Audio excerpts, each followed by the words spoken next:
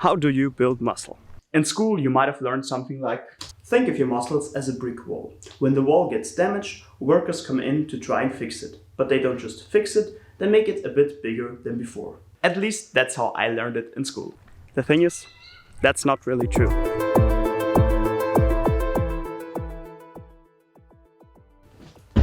A better model at looking at muscle growth was proposed by Brad Schoenfeld in a paper in 2010. The three mechanisms for muscle growth, according to this paper, are mechanical tension, so the actual tension your muscle feels when lifting, for example.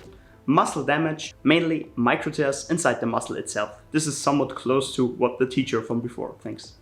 And metabolic stress, buildup of certain metabolites inside of the muscle cells, with mechanical tension being the main driver of hypertrophy. 2010 was 12 years ago. Jesus, time flies by. So since then, more research has been done, and the muscle damage mechanism has been somewhat questioned. That a lot of muscle damage would be hurtful to hypertrophy was always believed, but now people were also questioning if small amounts of damage would be helpful for muscle growth. If muscle damage is helpful or not is still somewhat unclear, but safe to say that muscle damage is not the main driver of hypertrophy. So no, muscle is not a brick wall that needs to be destroyed in order to be built bigger. Okay, I was wrong, sorry.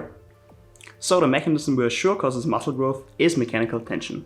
Metabolic stress most likely is helpful, but not a big needle mover. And if muscle damage helps build muscle or not, as Brad would say, the jury is still very much out on that. Now, what does all that mean for your training? Nothing really groundbreaking. Focusing on mechanical tension basically just means lifting heavy stuff with the muscle you intend to grow. Do about 10 to 20 sets a week, with most of them being somewhat close to failure. For practical reasons, a rep range of around 6 to 12 reps is a good rep range, but lower reps also work and higher reps also work up to a certain point.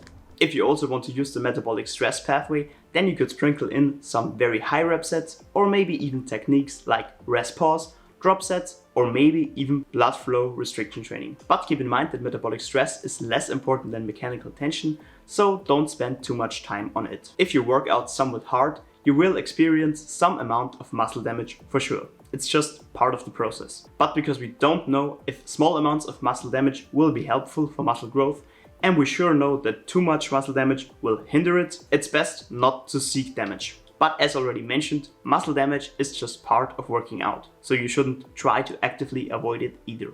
If you're interested in building muscle and all that good stuff, also check out other videos on the channel, such as how to perform exercises correctly and how to structure a trainings program. That's all for today's video.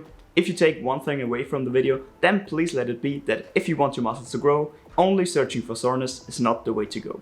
I hope you've enjoyed the video. As always, please leave a like and subscribe. Also write some comments, it helps the algorithm. You're also very welcome to leave me some criticism in the comments. This was Fred, thanks for watching.